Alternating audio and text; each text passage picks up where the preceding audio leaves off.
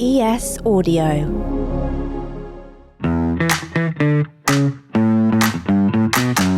The Evening Standard Rugby Podcast with Lawrence Dallaglio, supported by Fuller's London Pride, official beer of Premiership Rugby. Support with pride.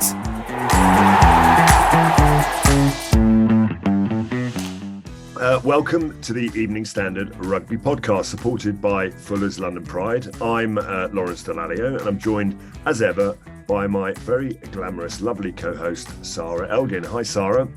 Hi, Lawrence. And with all the negativity in the rugby news, we decided to bring a positive ray of light from the media. So it's the Evening Standard's Steve Cording. Hi, Steve. Good morning, Lawrence. That's the first time I've been called a positive ray of light. I like that. We'll keep that one.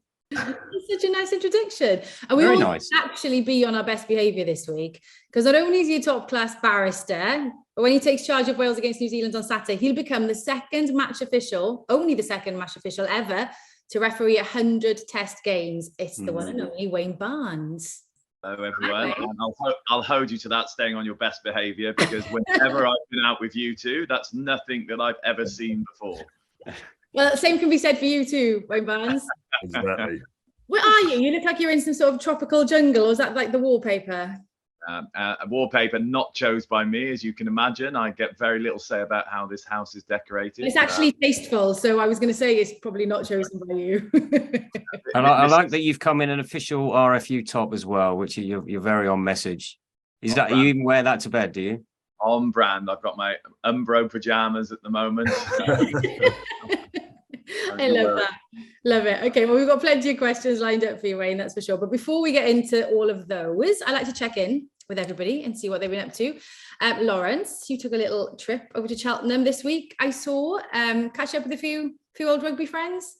I did, yes. I drove down to see Phil Vickery, one of my favourite human beings and players. He has done very well post-rugby.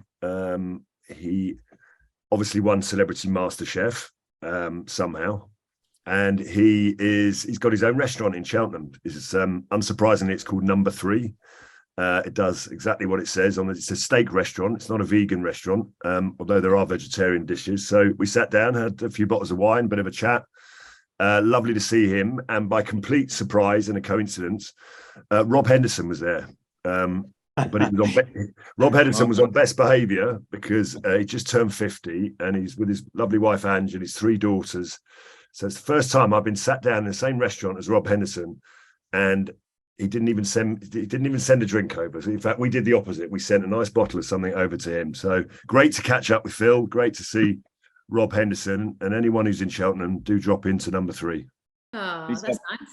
I was there at Cheltenham Races last year, and we popped in to see Vix, and I reckon I got him on a soft moment or a bottle of wine 2 down, because he ended up playing in my annual charity match, which you came down the year before, Lawrence, to support, and Vix ended up playing this year. Yeah. And he hasn't lost the aggression of the raging bull, I can tell you that on the pitch. Some of his pre-match team talk, I was petrified and I was on his team. Do you know what? I was quite surprised by when I saw Vix, because I haven't caught up with him for a while, and having sort of seen a guy that's normally quite wide and looks like a stereotypical prop, he actually looks like a back row forward now. He's sort of he's lost a lot of weight, but he's in a good place. Trevor Woodman was going to join us, which would have been lively, but I think he had matters on. He had his mind on the Exeter game at the weekend, so he had to drop out. Oh, good. So you've been enjoying yourself, Lawrence. Steve, what have you been up to? Are you still down in Devon, or are you? No, back now. No, managed a couple more days down there and took in some Salcombe Pale Ale, lovely down by the coast. But then back up to London, and was at Hampton Court this weekend doing the Halloween trail with my little ones, which was both spooky and exciting for them at the same time. So we've got pumpkins all over the place, ready to go trick or treating tonight. So looking forward to it. I love it. Wayne, we saw you in action on Sunday, of course, at the Saracens Sale game. Away from refereeing duties, though, what else do you like to get up to of a weekend? Well, Steve has touched upon Hampton Court. The kids were over there with Polly, my wife, yesterday. But Saturday night was Chiswick House. They've got a kind of a spooky themed house from 6 o'clock, and you got wander around there. And it's a bit like, I don't know if you've ever been to Kew, the lights around Christmas, which are amazing if you ever get the chance to do those. But they've taken that now to a Halloween feel. And I was petrified, let alone the kids. So you've got these kind of actors jumping out from behind gravestones, and it's not really what you want as you're trying to stuff an IPA. It's a great way to prepare for a test match, isn't it? Go down there and be scared to death. I know. Tell you what, it's a lot scarier at Chiswick than Millennium, Principality. That'll be pretty intimidating, Steve. Yeah, we're quite scary down here, that's for sure. Okay, we're going to be chatting. Sarra, what happened with your party? It was really well. I had a teenage house party on. Oh my word! Yes, and it was really good. It went really well. Yeah, they were all very well behaved, and it was. There's nothing. I can't see anything broken behind you, so there's nothing broken. And I really enjoyed decorating the place. I was told not to over decorate it, so I didn't. But we did the whole pumpkin thing as well. We put pumpkins everywhere. But yeah, it was really good. Yeah, really, really a lot of fun. Okay, so we're going to be chatting through the weekend's rugby action a little bit later on. But first, Wayne, we're going to put some questions to you, aren't we, Lawrence? Wayne, there's no doubt you're a man at the very top of his game. Sarra mentioned earlier, a well-deserved spotlight on you this week. We saw the piece in the Sunday Times ahead of officiating your 100th Test match, equaling Nigel Owen's achievement. And then, of course, you'll make history next week after becoming the most capped Test referee of all time when you oversee the game between France and South Africa. That'll be tasty. That'll be a tasty one for you. Quiet games. You've had a phenomenal career. You've outlasted us all, Martin Johnson, myself, and everyone. I mean, obviously, Polly Barnes is the real secret to your success. But what is the relationship? I mean, you've done 265 or so Premiership games. I mean, what keeps you going? Because I thought after Japan 2019, I thought you might sort of turn your attentions back towards your legal career rather than carrying on refereeing. What keeps me going? I've mentioned the team around me. They're a good bunch. I really enjoy working with them. I enjoy getting into Twickenham every Monday, Tuesday. I like the international boys and girls at the moment. I think we're a good bunch. We socialise well together. We have a lot of fun together. They're all coming up next weekend, and I'd imagine there'll be some fun had in the week after my 100th Test if I know some of them what they've got planned, and I enjoy that. And I, there's still some things that I want to do. I'm still refereeing pretty well. I have to work hard at my fitness. That gets harder, as you know, and so you have to look after yourself a little bit more. I was up doing my Pilates at 6:30 this morning, and then sitting on a bike trying to get the legs flush so I can do all the running sessions for the week. But I still want to be involved in those big European matches, and now with South Africa coming in, the South African teams, I want to be involved in the Stormers against Claremont, or the Sharks against Bordeaux. All of those games that are still fantastic. I want to be involved in World Cups, and if I go to the next World Cup, that'll be my 5th. Wow. No one else has done that.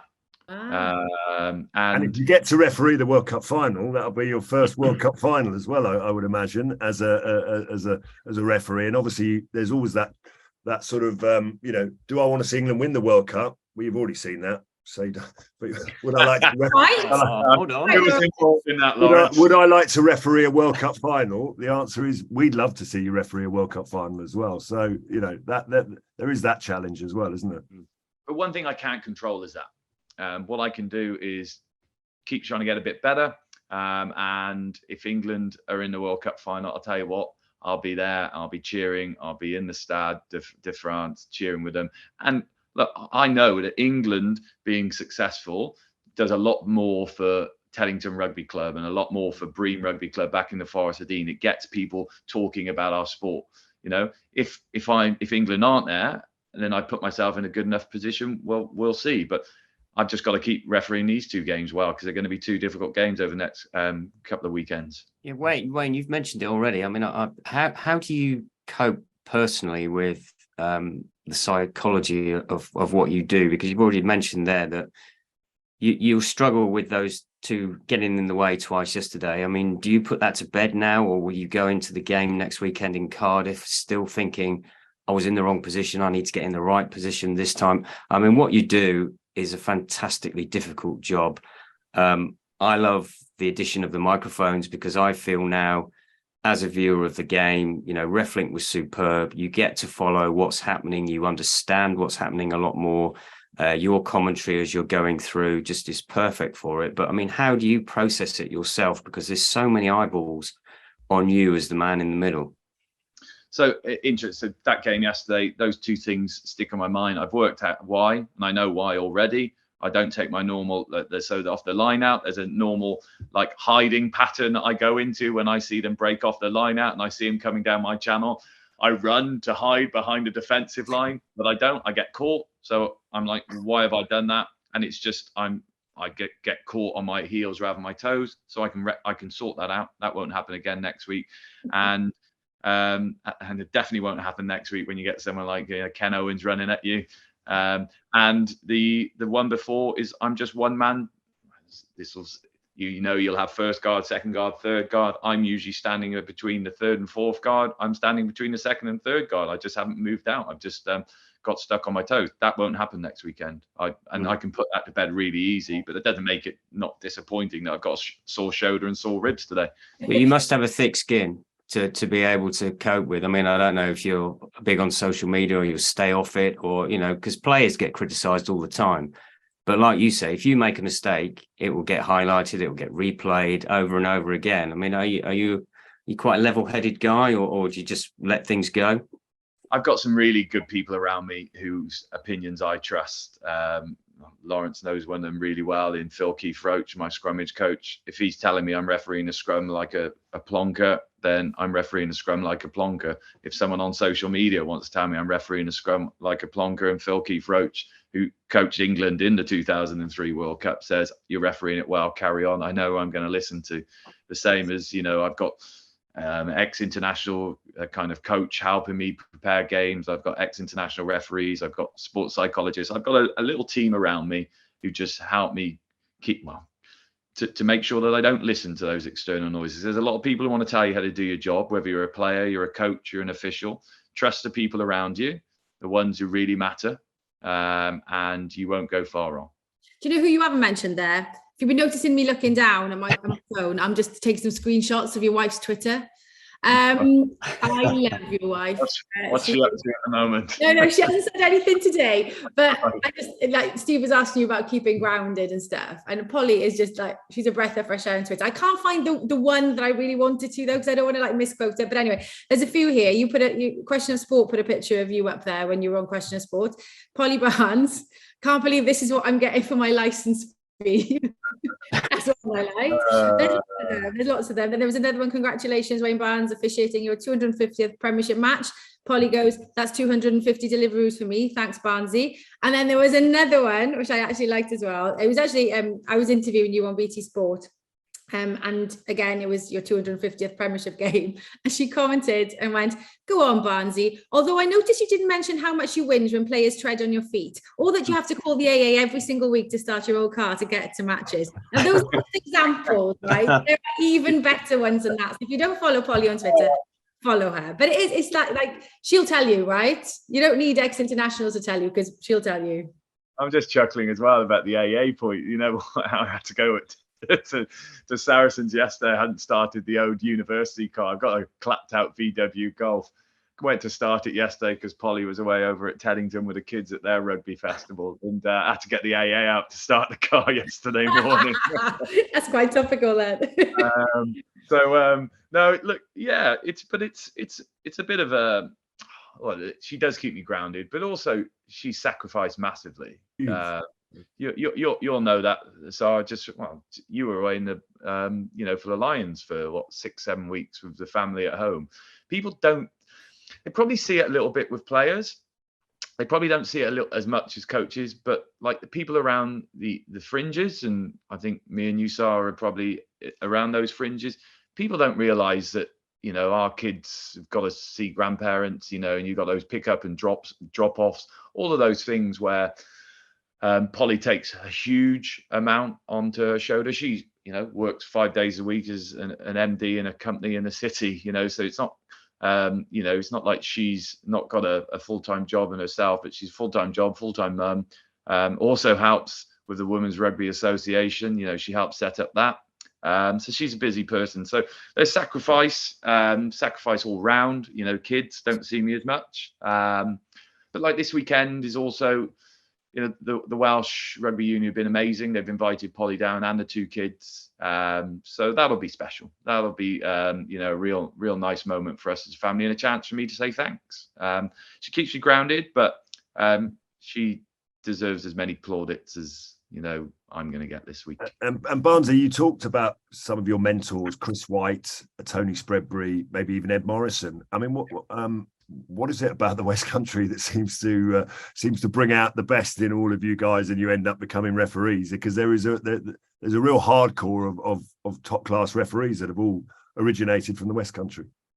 Well, people probably don't understand our accents. Now, I know I've got my slightly posher London one now, but after a couple of pints of scrumpy cider, I'll slip back into Spreaders. I think with Spreaders, everyone just thought he was insane. Anyone who refers to himself in the third person during a match, you know, running around saying Spreaders, you do think, well, maybe I'm not going to argue with him today, because you know, always quite comforting having a paramedic on the field. Actually, to be honest with you. He tells a lovely story, Lawrence, of when he was juggling both jobs at the start of his career, where he sent off someone at Bath on the weekend, then went out on his A&E kind of practice later that day, turned up to help someone who was having a cardiac arrest, almost caused a second cardiac arrest as a bloke who'd sent off one of his favourite players on the TV is trying to resuscitate him. It's like, oh no! You can imagine Spreader's there, can't you? Know, in his kind of his high-vis jacket, laughing away to himself. But I think, like Whitey and I, obviously from Gloucestershire, Ed and Spreaders, Somerset, Bristol, but there's a lot of good rugby down that way at the junior level. I remember, you know, first game I ever refereed was between Bream Thirds and Burial Whoppers, which was a Forest of Dean derby. But yeah, you've got the County Cup matches during the week and the Combination Cup matches, so the likes of you know, Coney Hill and Matson up in Gloucester. Then you go down into Forest of Dean, Burial and Lydney and Drybrook, all of these, you know, big teams who didn't mind putting it about a little bit. So it gave you a really good grounding on, you know, refereeing. And, you know, my first 3 seasons when I started off, you know, you got a couple of quid traveling expenses, you got a couple of free pints. So I did something like 160, 170 games in my first 3 seasons. So all of a sudden you've got this wealth of experience, you know, to get you up and running. So I think there's something about that rugby that was down there, and, you know, that it's a hotbed of rugby, you know, and also, you know, I would have learned from Whitey and Spreaders and Ed, and they would have learned from each other, you know, and all of those things which help develop you. What would you say is the hard? What's the best and worst thing about being a referee? I mean, I guess you'll be selfless and say the best thing is if no one mentions my name after the game, really. But I mean, what are the best and worst things about it? Easy worst, the travel, being away from home now. I used to love it when I was, you know, starting my first trip away, 2006, Fiji, you know, down to New Zealand, up to Japan. Love it. You know, I was just making sure I was a single man. I was just trying to do maths there. I was a single man then. It's wonderful. You had no responsibilities at home. Yeah. And so I loved the traveling. First time you go to New Zealand, first time you go to South Africa, you know, and then you get to go to, you know, some places you'd never go to before.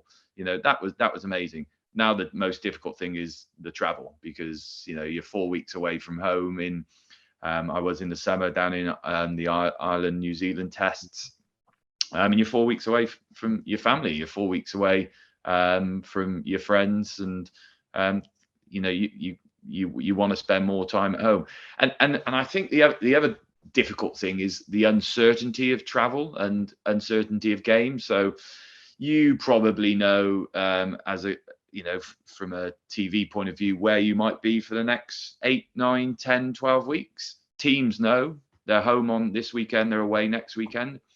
I don't know. I know where I am this Saturday, but I don't know from a Premiership point of view until the Monday where I'm traveling. Wow. And that could be a Friday, Saturday or Sunday. So your mates ring up and say, do you want to come out for dinner on Friday night, or do you want to come around to our house on Saturday? And the answer is always, I don't know. So it's not you just being difficult. You just it's just I genuinely don't know. Yeah, exactly. And like Six Nations, you'll have a rough idea which Six Nations you'll be involved with. I don't know if I'm involved in the Six Nations yet, and if I do, I don't know which ones. And so that ability to plan, that's what I won't miss. But the positives is the travel. Seeing these amazing places. I popped up to Fiji during that New Zealand Ireland game. It's amazing country, amazing people. Barnsley, I mean, obviously the game has changed so dramatically and so much over the last few years. You talked about you've got a scrum coach, Phil Keith-Roach, best in the world. What's the hardest part of the game to referee? Because if you've never played in the front row, you need someone who's played there to really tell you what's going on. Is it the breakdown? Is it foul play now? Because there's a lot more of it now that you've got to analyse on the pitch. What's the hardest part of the game? I think the breakdown is extremely tough because of the quickness.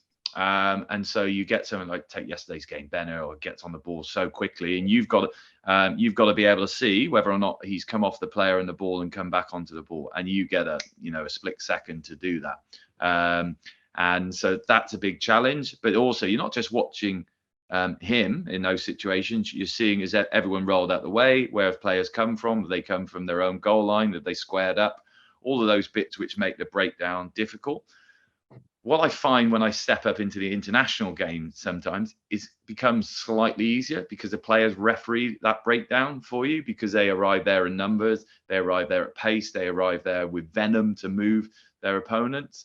And that's why you really recognise those fantastic back row players of, McCall, of Hooper, of Pocock, and who I've seen over the last, over those 100 games, because they managed to still either beat the first man there and win that shoulder race, or we're talking 5 years ago when we used to talk about surviving the clean, they would hold on, they would just kind of ride that kind of clear out. So I think the breakdown is still the toughest area, and because there's 250 odd a game. So you can't switch off.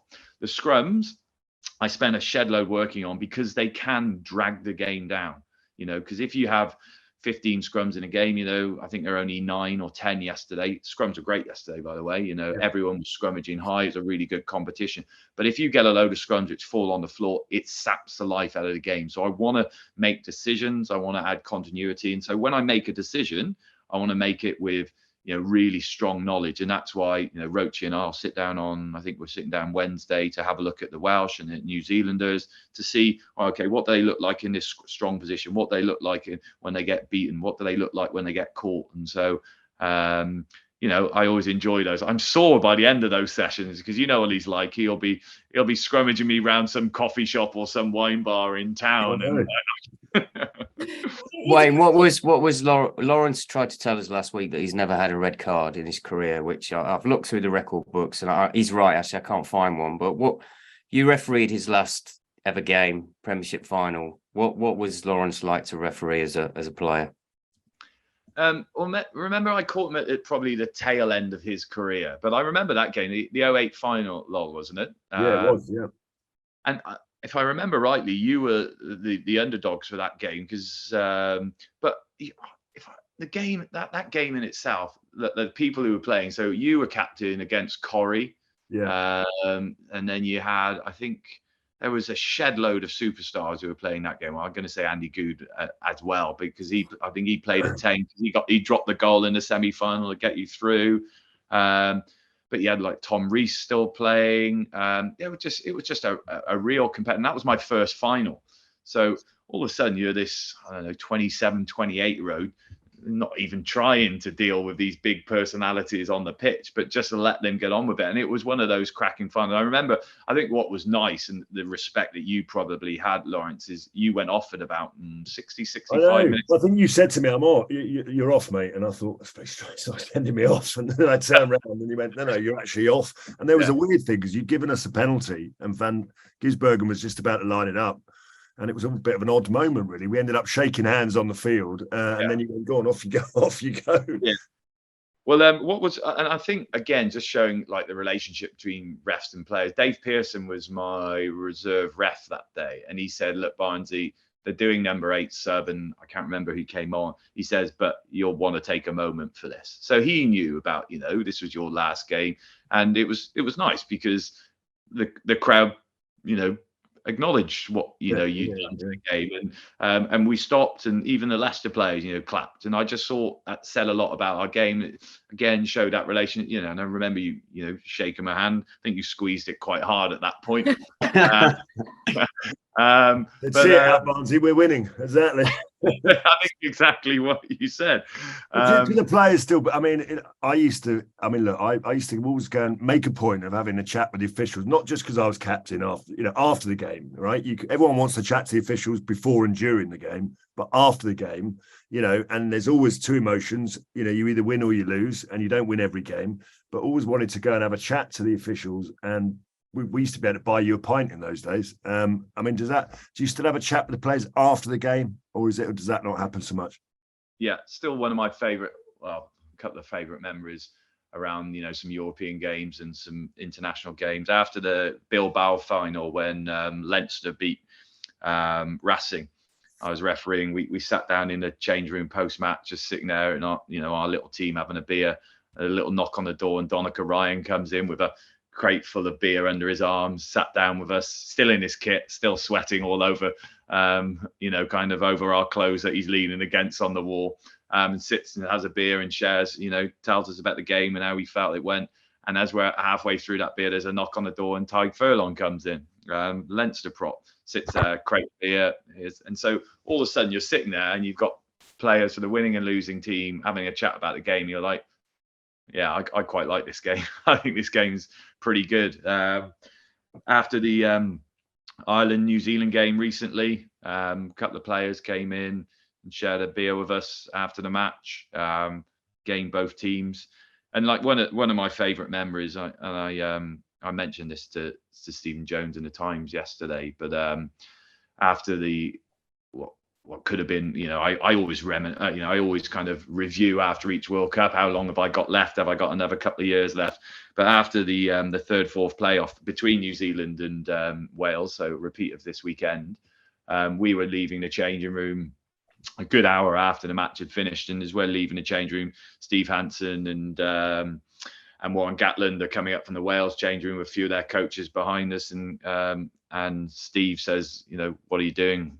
Heading into town, we'll drop our bags. He said, well, you're very welcome to come and have a beer with us in the change room. So my little group of officials went in and had a beer, and it was the last game for the likes of Kieran Reid. I think, I don't know, Conrad, could have been Conrad's last game as well, all sitting in there and sharing a beer and looking around thinking there's some very talented players. Alan Wynne had come in, and Ken Owens are all in there. Those types of players who you enjoy. And you're not just talking about the game, you're talking about life in general. And there are still those wonderful bits of rugby.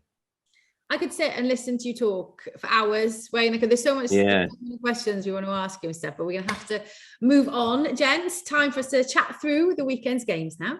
Friday night saw the Exeter Chiefs arrive at Kingston to take on Gloucester. Of course, Cherry and Whites were first on the scoreboard after Lewis Rees-Zammit, who had an amazing night, went over after just 3 minutes of the game. It was all looking fairly even at half-time, just 2 points in it, but then Gloucester ran away with it a little bit in the end, I guess, scoring 6 tries to Exeter's 3. Steve, for a neutral, it was a compelling 80 minutes and a great watch. I thoroughly enjoyed it.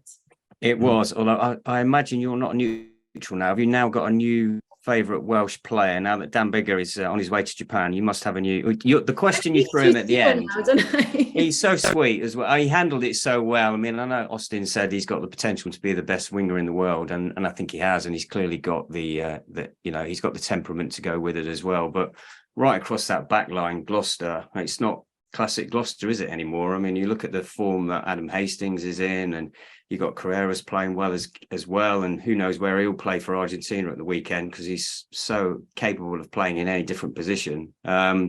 But I looked at the tackle count as well, which was 170 Gloucester against 64 for Exeter. So it just shows that they were putting in the effort, the defensive effort as well at the same time. And you now look at their record, and they've only lost one game, Gloucester, in the Premiership, and that was to Saracens in injury time. So they're definitely the real deal, and will be pushing, I think, for the title. The one note of optimism, I think, for Exeter was the performance of Scott Seo, who looked everything you'd expect him to be, and I think he's going to make a massive contribution for the Chiefs for the rest of the season. Well, how different a side are Gloucester this season? Because they have been making progress, haven't they, under Just Givington? And last season, Exeter did the double over them. So for them to come out and Kingsholm, I was going to say start of the season, it's going so quickly, isn't it? We're in round 8 already.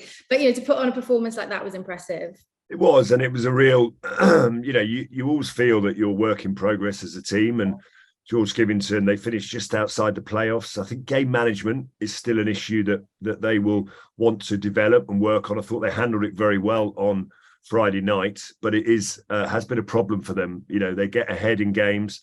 I think George Givington said that was his most complete performance of the season, because a lot of their games have gone down to the last few minutes because of their game management necessarily. And I think what will have pleased him most is the variety that they have in their game. We know about their driving maul, we know about their forward play, but actually their outside backs were very much part of the game. And also, that was 19-17 at halftime, that match, and Gloucester were winning. But it was very, very close. It was kind of you score, we score, you score, we score. And then I think there was a moment where Gloucester actually just took the game away from them. So that's what will please George Givington. I think they're really modifying their game, making it more. There's different ways of playing. And I think if you are going to win trophies, which, genuinely believe, I don't want to put too much pressure on them, but they can challenge for the title, no doubt. If you are going to do that, then you've got to have you've got to be able to play both sides of the ball. I thought defensively they were magnificent. Of course, Lewis Rees-Summit gets the headlines. Chris Harris defensively was superb, but actually some of their forwards were immense. Cam Jordan. There was Ackerman, who we talk about all the time. Lewis Ludlow, who I thought was magnificent. So yeah, some really, really strong performances, and a lot for Gloucester fans to be happy about. Yeah, absolutely. A lot for London Irish fans not to be happy about this weekend, or to be frustrated about, maybe I should say. You were down at the Soup for Quins against London Irish. Lawrence, Exercise, they kind of looked to be in control, didn't they, in the first half? Quins came back fighting with about 10 minutes to go. It was looking all square, 20 points apiece. Then Irish edged ahead thanks to a penalty. And we all thought they've got it. They're finally going to win a tight game, but it was rather controversial end to the game, I guess you could say. And then Quins came out on top. Yeah, it was. I mean, Quins don't do anything other than the dramatic. It was actually it was a fascinating contest. Few international players away, but a really strong Quins lineup. And given the performance that they put in against Sale the week before, everyone kind of thought that was, it was a home banker really. And Irish played superbly well, 21-7 up, I think, at the break. And then there was a whole sort of flurry of cards, a couple of reds, one on each side, a couple of yellows, one on each side. So the game had pretty much everything. Quins, of course, came all the way back. And, late drama, as you said, we've got to go straight to where the game was won and lost. Esther Hazen's throw over the top of his head. And Van Rensburg, who was outstanding throughout the game, going up in the air with Charlie Matthews. And the referee and TMO had a lot of good communication throughout the game. And unfortunately, everyone will have their opinion depending on which team you support, or, I'm sure Wayne Barnes will have his opinion as well. But when a decision is made and it decides the outcome of the game, it's always going to be a little bit more controversial than any other decision, of which there were lots in the game. It was right in front of Ugo Monya, myself, and Ali Ekin. And when we looked at it in real time, this is how difficult the job is of the referee. It actually looked like a fair contest for the ball. And some people might still argue that it was. But actually, when you slow it down, both players are going up for the ball. Both players are looking at where the ball is going to be caught. But only one player catches the ball. And the other player, Charlie Matthews, I think his right arm does play Van Rensburg on the shoulder, and Van Rensburg falls over and smashes his head on the floor. Now, in any other situation, that is a yellow card, if not a red card. So I think they got the wrong decision. I hope I'm not going to get into any trouble for saying that, but I genuinely believe that. I've made mistakes as a player that have cost us the game. Welsh supporters will remember my horrendous decision to kick for the corner and not for goal in '99. everyone makes mistakes, and referees make them occasionally as well. So I'm sure when Claire Hodnett does a review that night of the game, she'll probably have a look at it and go, should I have had a look at that again? Could I have advised Craig Maxwell-Keys that maybe we needed to have another look? I think the answer is probably yes. And it won't matter a jot to London Irish. They came away with a defeat, but fair play to Quins. They could have easily taken the penalty and kicked it and had a draw, but no, they went for the corner and they got the winning try. But there was a lot of Quins fans walking away very sheepishly going, I think we were a little bit lucky today. They did seem to rush it, didn't they? I mean, that's the thing that struck me. I mean, watching the VAR decision where Spurs lost a goal in the Champions League, that took nearly 4 minutes, whereas But you know what happened, Steve? You know what happened is normally when a player lands on the floor quite dangerously, the referee, regardless, will blow the whistle straight away. But they didn't. They actually went over to the other side of the field because the ball was still in play. And Craig Maxwell-Keys said to the TMO, "Can you just have a look at that? I think it looked like a good contest in the air." And by the time the ball was over on the far side, she said, "Yeah, I've had a look at it, and you're right. It is a good contest in the air." So, you know, when the whistle blows, you tend to stop, and there tends to be a kind of a slow look at it. But yeah, I mean, I think when the player Van Rensburg was getting some treatment, there was an opportunity to have another look at it, and maybe it just felt like Quins felt harshly done by down at the Sandy Park when there was a forward pass in the last minute of the game, and they thought that, you know, we and the TMO should have reviewed it, and they lost, and maybe they just got one back there. I mean, Barnsley, obviously you done it because you guys haven't done your collective review.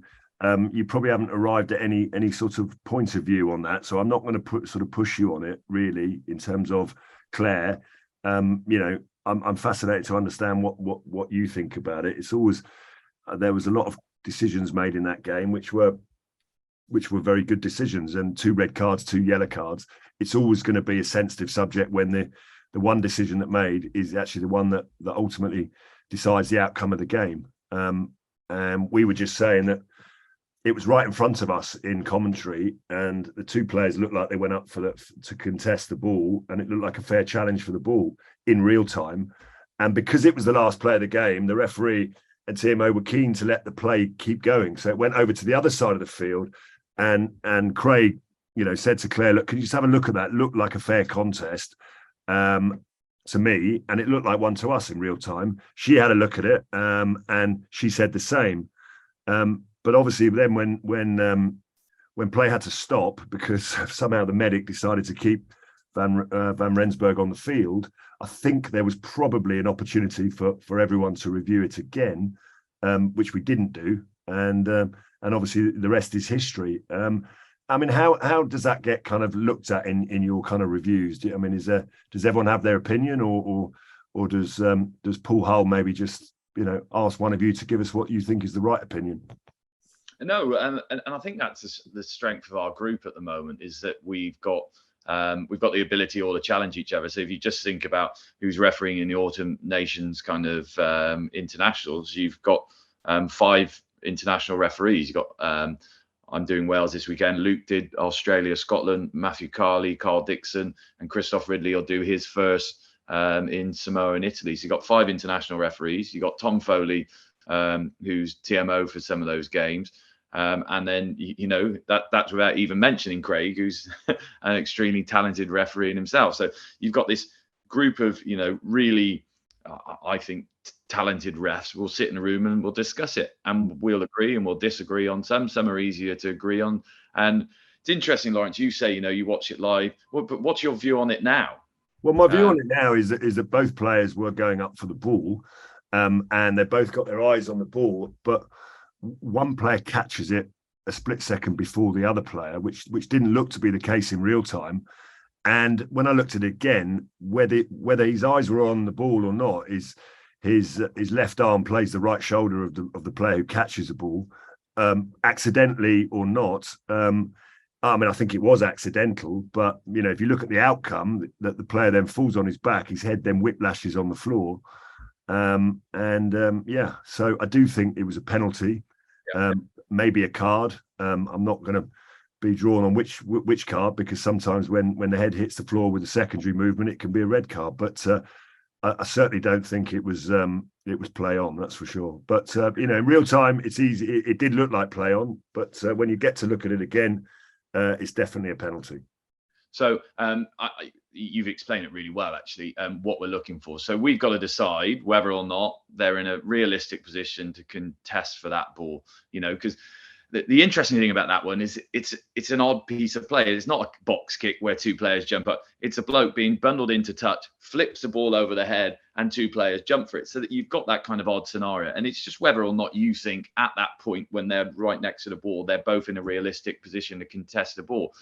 Obviously, your opinion, and I think, the majority of what I've read over the weekend seems to be down that view. But interesting yesterday to speak to some of the coaches who were at the Sarras and Sales. Some of them thought it was a fair contest. And then I've spoken to a couple of other journalists who totally agreed with the decision, and it's play on. So I think that is the difficulty. I think it was a fair contest until he played him in the air. And that's the point, it can be a fair contest, but unfortunately, if the outcome is how it is, it's tricky, isn't it? Wayne, yeah. How honest are you as referees, like in terms of each other's performances? How? Well, I think the people the most brutally honest person on any review tends to be the referee themselves. We are, we really do scrutinise our performance, and we will be the first ones to say not good enough. Like I've already spoken to Chris White and Spreaders, who still keeps an eye on me, even though he's now head of European referee. And like in jest, yes, I got bumped, but that's not good enough. I stopped the game twice yesterday. That's me. That game could have carried on. And we all talk about flow in games and how we want the game, to have that momentum. By me getting in the way twice, I stopped the game. That's not good enough. So I want to be better. I want to move better. I want to make sure that you don't get caught between three players, particularly because it bloody hurts. So we're our biggest critics. But because we see each other every week, you know what it's like, Lawrence.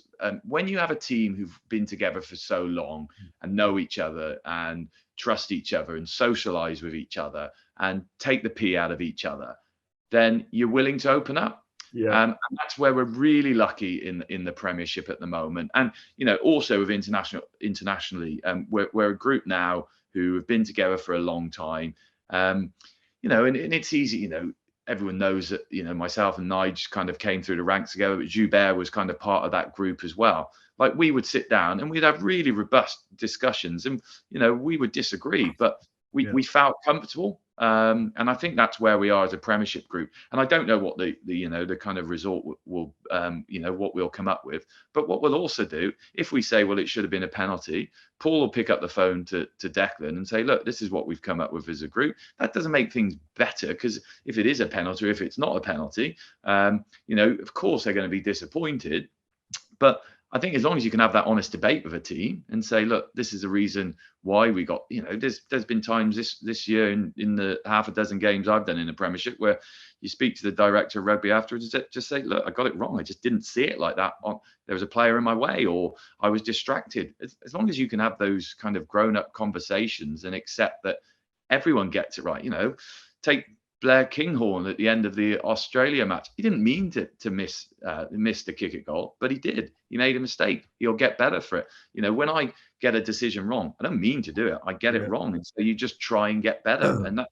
And I think that's what's great about rugby, is that you can have those grown-up conversations. And and I think listen, no one gets ahead of themselves, because it could be one referee being criticised, and then the following week, actually, it might be you that's made a mistake. And actually, so I think it's just being able to have those honest conversations. Okay, so meanwhile, then over in Franklin's Gardens, Northampton Saints bagged themselves a win over Bristol Bears, scoring maximum points in the process. Entertaining game, Steve. Another entertaining game. Plenty of tries, including 2 for our former podcast guest, Alex Mitchell. Yes, friend of the show, Alex Mitchell. He's certainly bounced back from being left out of the England Autumn Internationals. 2 fantastic tries, set up another one. And I think his combination with Finn Smith already looks a good one. Obviously, with your dear friend Mr. Bigger now injured and on his way, then that's the perfect timing for him to come in and I think fill that role. But I just wanted to give an extra mention as well to Aaron Hinkley, who came in.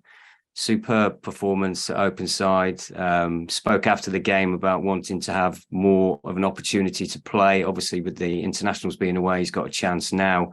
He made 30 metres made, 18 tackles, was all over the pitch. And I think that's something that's very heartening for them. But for Bristol, oh dear, I mean, I played back the episode that we had when they were played 1-2 and Alice Genge was on fire and we were lauding them. And now it's lost 4 in a row, not won for 5 weeks. And next weekend they've got Saracens. So, I mean, Pat Lam was, after the game, was bemoaning the amount of mistakes that they made and they just didn't seem to be able to keep hold of the ball in the second half. It was knock on after knock on. So a little bit of work for Pat to do ahead of next weekend, I think.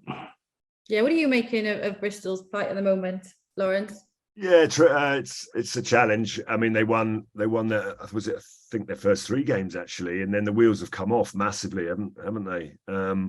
Sorry, I think it doesn't help because in those early weeks they didn't play one team. I don't think that finished in the top 7 of the Premiership last season. Do you know what I mean? So maybe maybe our view on it was a bit, I don't know. Yeah, absolutely, and maybe the problem is that maybe their view was, more importantly, you always pat yourself on the back sometimes when you win, and that's a good thing to do, but not too much, because as we've seen, there isn't a huge amount between bottom and top. You've only got to look at London Irish Quins to realise that any team on their day can win.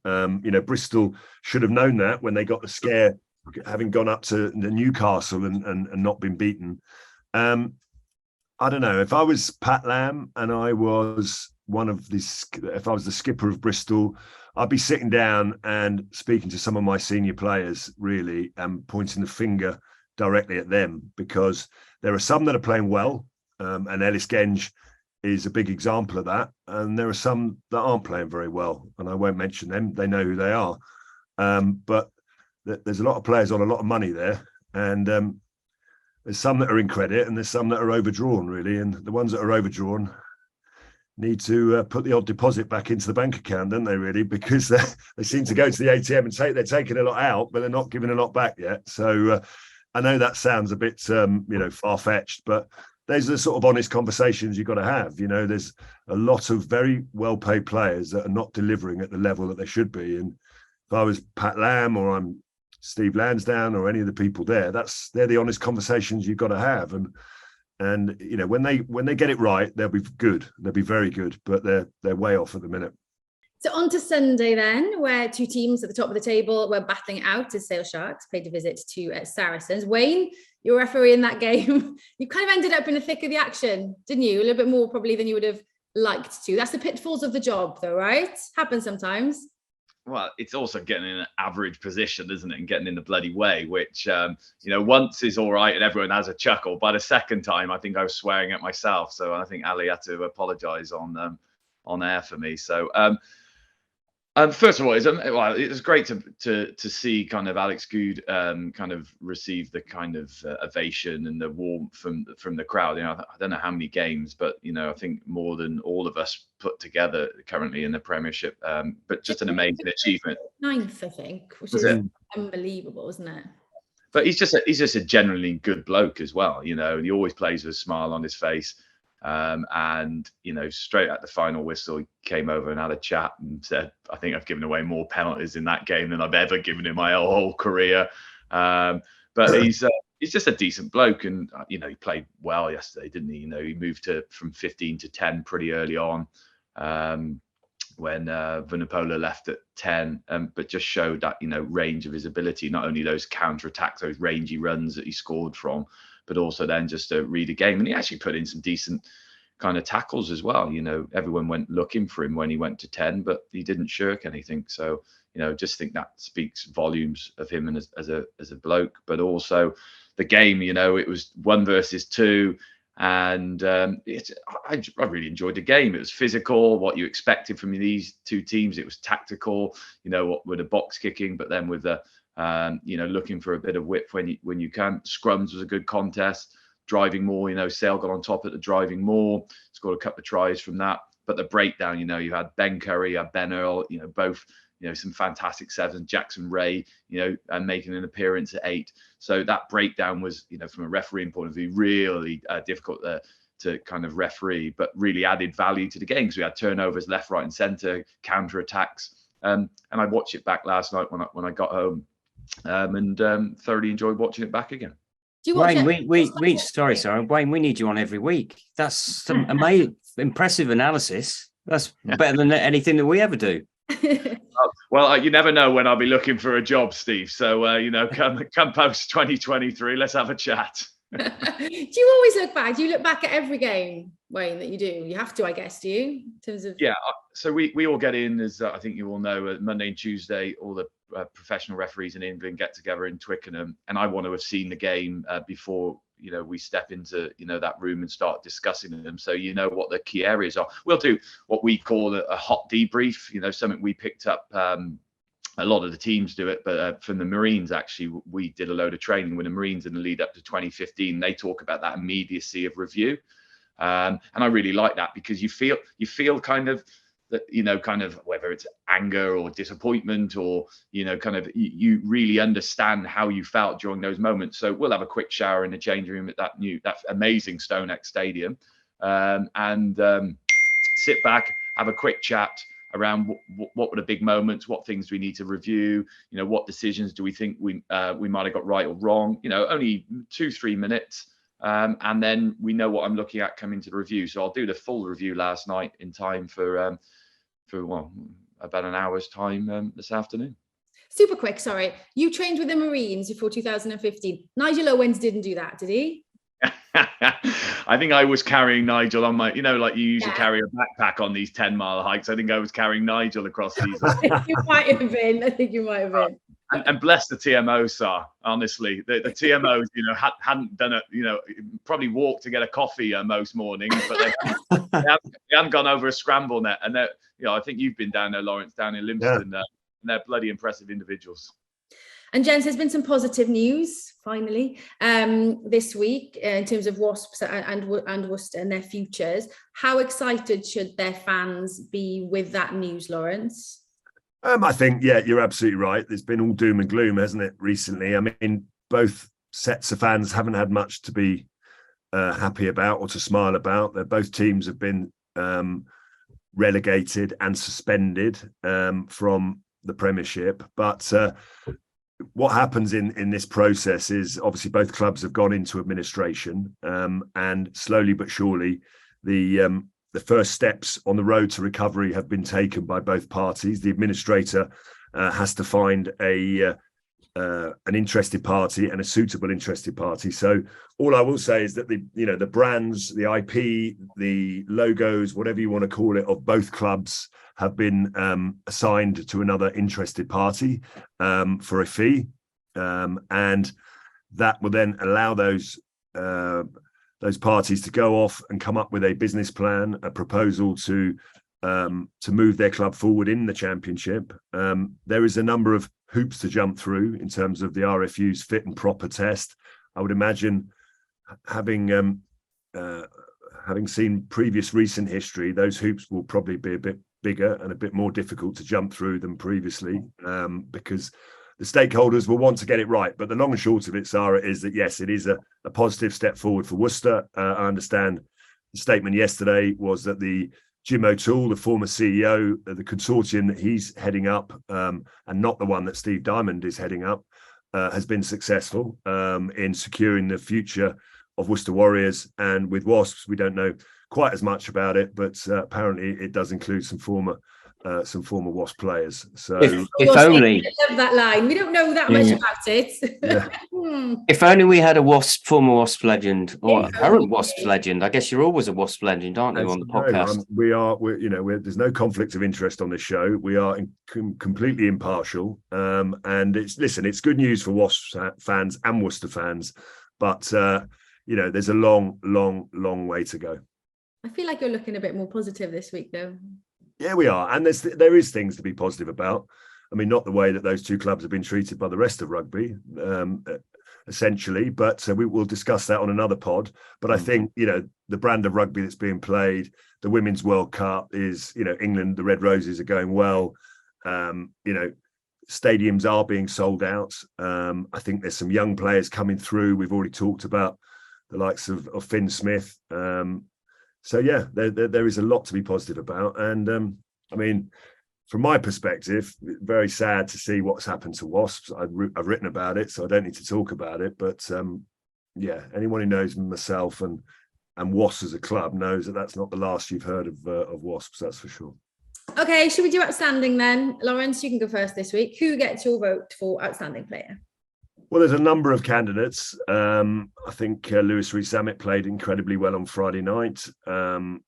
But I'm going to focus on the Saints game. I thought Saints Bristol, we've already heard about the performance of Finn Smith.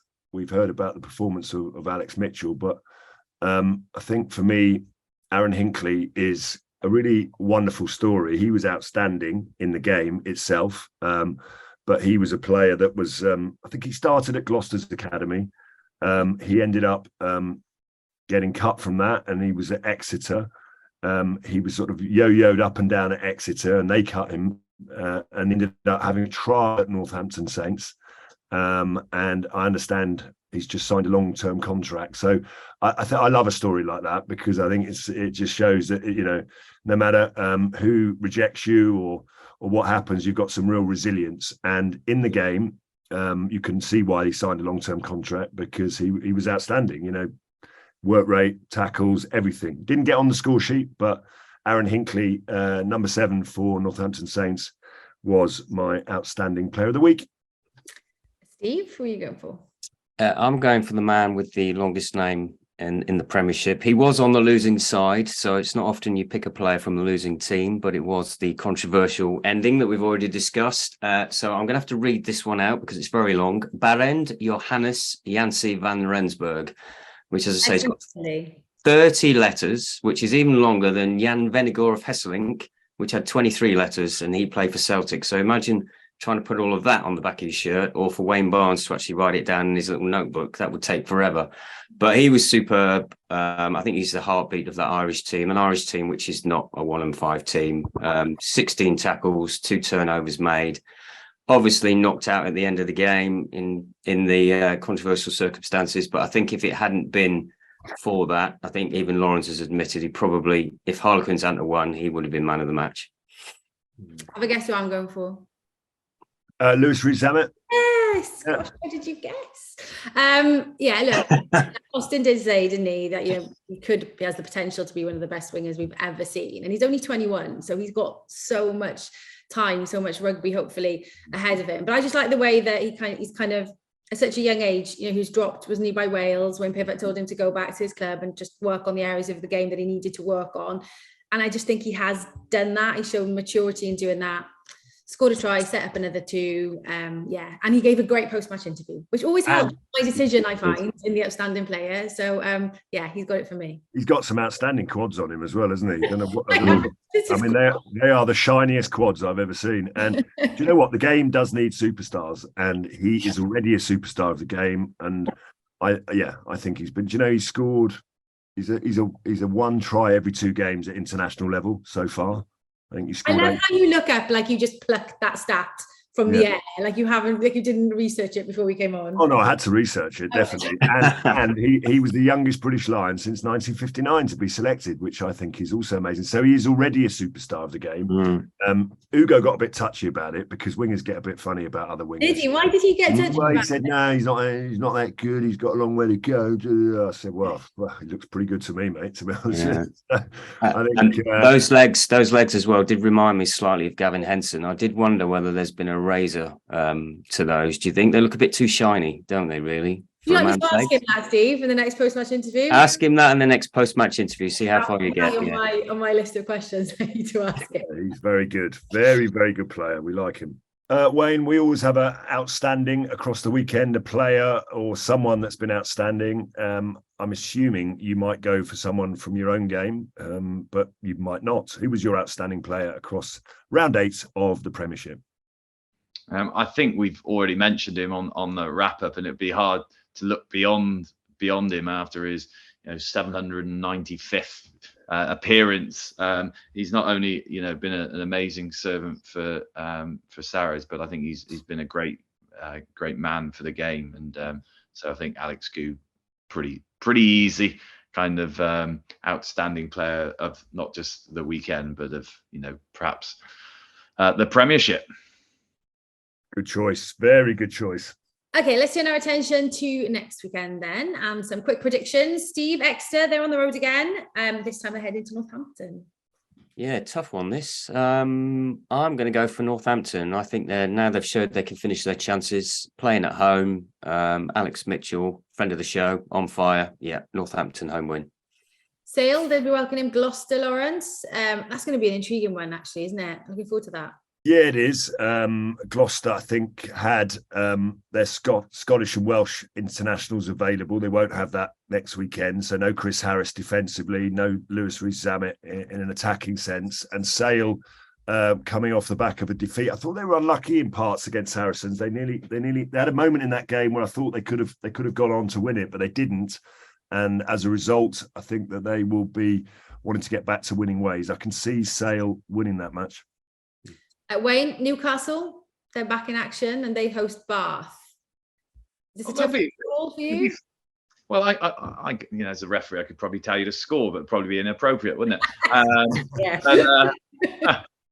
But what they both do is they try and put some width on the ball, don't they? Newcastle, I was up there a couple of weeks ago against Sarra's, and Sarra's were really impressive that day, really impressive.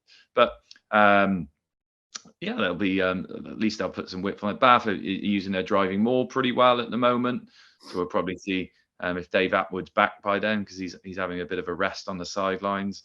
But it'll be I think it'll be Bath driving maul against the width of Newcastle.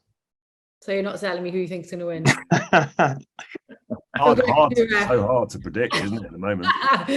Okay, we'll move on then. I'm not going to put you in that position, Wayne Barnes.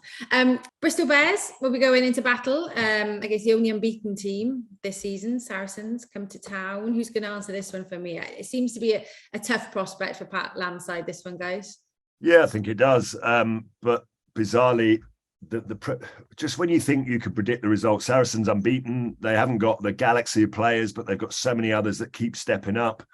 I think the benefit that Saracens have got is that Eddie Jones has invested a lot of time in certain players and then decided that he doesn't want them anymore. Ben Earl, Alex Goode, the list goes on and on. And I think that obviously, it's unfortunate for them, but Saracens are the main beneficiaries.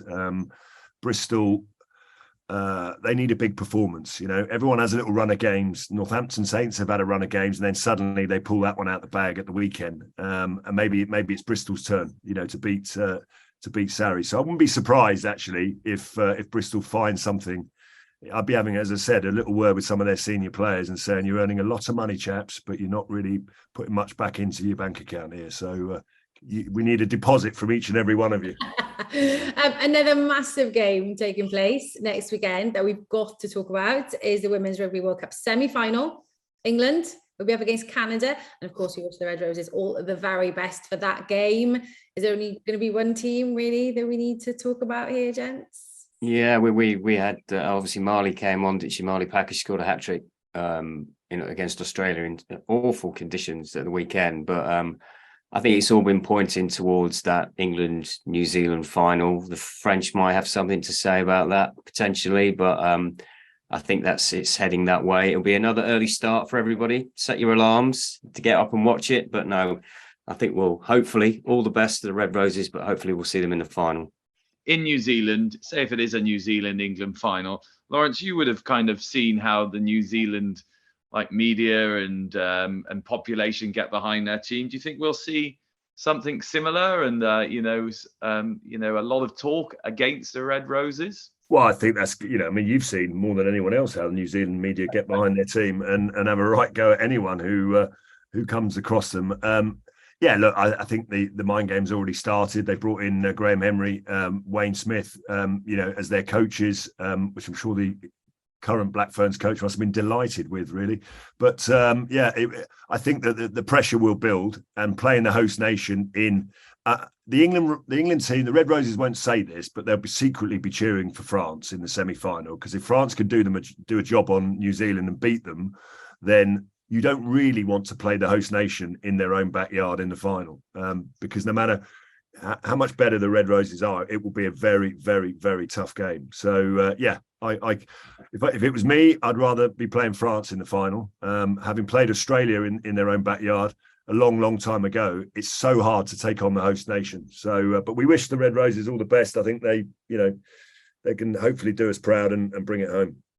And then, of course, the Autumn International Series also kicks off next weekend. So, Wayne, if you could just tell us who's going to win that battle between New Zealand and Wales, that'd be great. Can you imagine? I predicted the score and got it spot on. Just give us the spread. Just give us the spread. Don't need the score. I'm a bribery and corruption lawyer, as you know. So everyone seems to be taking New Zealand down to the wire these days. So Sarra, I'm sure Wales can can keep the result going until at least the last few minutes of the game.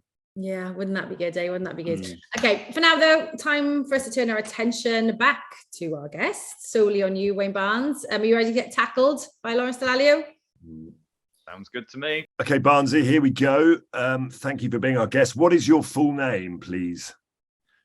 Not as impressive as yours, Lawrence. My name is Wayne Barnes. They argue too much, my parents, about the name Wayne. Brilliant. Favorite takeaway? I would imagine you have a few.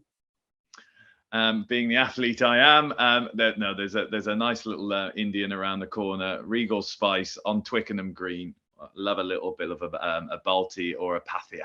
You'll be getting a free one now. Good plug. Celebrity crush. Are you allowed to divulge your celebrity crush?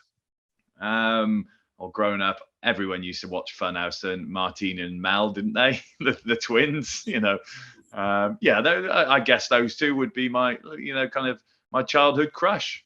That will do. Other than reviewing your own performance, what was the last movie you watched? Oh, we're currently going back through all the Star Wars ones because we haven't seen them for an age. So Phantom Menace was the last one we watched last weekend. Beautiful. And what does a referee have for breakfast on the morning of a test match? Depends who's making it, but it'll be down in Wales this weekend. So I'd imagine it'll be a fry up. A bowl of porridge and some banana on top. Give me some energy to get my legs running. You want to try a bit of Welsh rarebit then? No? Oh, maybe the night before, Steve. What's Barnesy? I mean, I think I've just said it, Barnesy. What is your nickname? Is it anything elaborate like Barnesy or Wayno or I don't know? University nickname was Wurzel because I came from the West Country and most of my mates didn't have a great kind of imagination, so they nicknamed me Wurzel. And what's the best piece of advice, maybe from some of your mentors, that you've ever been given? Talk to people as you'd want to be talked to. So, if you're talking to a player, speak with a bit of respect. And then, you can ask players to talk in a similar way. I have to say, I like that. You speak with a lot of empathy on the field. You don't shout at players. You just talk to them calmly, which is not easy to do in the heat of the battle, I have to say. Who is the most famous person in your phone book? You're looking at yourself there, Lawrence. No, I'm definitely not looking at myself. No question, Wayne. Question. It's going to have to be your captain, mate. It's going to have to be Martin Johnson. Oh, CB. bless him. Yeah. I kept texting some bloke called Wayne Barnes, who I thought was Wayne Barnes, and he just said to me, "I'm not Wayne Barnes." I was going, "Oh, who was it?" Oh, that was me, Lawrence. It was just Barnesy basically just trying to get rid of me. There we go. Who would play a film of you? Who would play you in a film about your life? Do you have any actor in mind? Well, I know there'd be loads who I'd want it to be, but Brian Campsell, the ex-international referee, is convinced that I am Tintin. He even sent me at one of my birthdays a picture of Tintin with me next door to each other, saying, "Have you ever seen these two people in the same room?" So it would have to be Tintin. That's your new nickname, surely. There you go. Of the current group of players, or maybe even past players, who was the funniest player that you refereed on the field? The one that made you giggle a little bit. I always used to have a bit of fun with Andy Goode, just because he just looked atrocious towards the end of his career. And there was some times when he was up at Newcastle, crawling around. Like, I think at one point he was stuck on his back like a beetle, couldn't get up, and they had to help him up. So I always enjoyed him. And when he was playing at Worcester with Sean Perry, you had Sean and Andy at 9 and 10, and they would make me look extremely slim. Are you a dog or a cat family? We don't have either, but the kids would be desperate for either. But I would be a dog man, and Polly would be a cat woman, but she's allergic to cats, so we just won't have any animals. We'll leave it there. If the referees probably do have to. What do you have to do when they hit a milestone like 100 caps? Do you have to sing a song? And if so, what would be your karaoke song? Oh, karaoke song. I love a karaoke. I used to do Uptown Girl, but Westlife copied it, so I changed. Then I used to do Mandy by Barry Manilow. Then Westlife covered it. So now I went to Copacabana, following on the Barry Manilow theme, but no one really knew Copacabana. So my new current one is Whitney Houston, The Greatest Love. That's classic. The old romantic. Very, very good. Now, who is the best rugby player of all time? And you've refereed everyone, so you've got a hell of a choice. But who's the person that you have always thought, wow, is it a Richie McCaw? Is it a Martin Johnson? Yeah, I was petrified of Jono, to the point where I once apologised to him when I yellow carded him and said, "Sorry, sir." I love that. I think it's always back row which jump out to me, because you see them kind of up close. So I think McCaw, Pocock, between those two, just got themselves in the right position, really often. And what McCaw did as well was when New Zealand were under the pump, the amount of times he would get his hands on the ball and just go up the guts of a game and just take control for that 5-10 minutes, get his hands on the ball when the opposition. He just seemed to have that extra level to know when he needed to step up his game. So I think those two players, and when they played against each other, it was fantastic. Bledisloe Cup between Australia and New Zealand with McCaw and Pocock was pretty amazing. I think that's a pretty good call. Now, you've got many of these because you've been refereeing for a very long time, but what would you describe as your proudest Premiership moment? How many finals have you refereed, actually? I should know that. 9 or 10. Wow. Wow. Seriously. Yeah. So the first was your one in 08. So that was memorable because it's your first. I thought the one that just gone, Sarra's Leicester, was really entertaining. But it wasn't your pure expansive rugby. It was a game of chess, and the finish. Every time I look up at a scoreboard now in the lead up to a game, you're seeing that drop goal. That's pretty impressive. But I remember the Sarra's extra one maybe 3-4 years ago, 2019, where they came back and they were dead and buried, and then they came back and they played some wonderful rugby, and I think it was 35-31, something like that. That was a special final. Wayne, thank you very much for answering those questions and for being our amazing guest on this podcast. It's been a real pleasure to chat to you, and we and everyone across the whole of the world wishes you the very best of luck and congratulations on your 100th Test cap. And I'm sure that the Welsh Rugby Union and hopefully the RFU will have a couple of nice gifts for you to mark that moment. Very much looking forward to it. Thanks for having me on. Yeah, thanks so much, Wayne. So that's all for this episode of the Evening Standard Rugby podcast, supported by Fuller's London Pride. And don't forget, you can watch the full video episode of this podcast at londonpridebeer.co.uk. And if you've enjoyed listening, give us a like and make sure you've signed up to receive future episodes. And we'll be back next week. But from now, from Sarra, Steve and myself, thanks for listening and goodbye.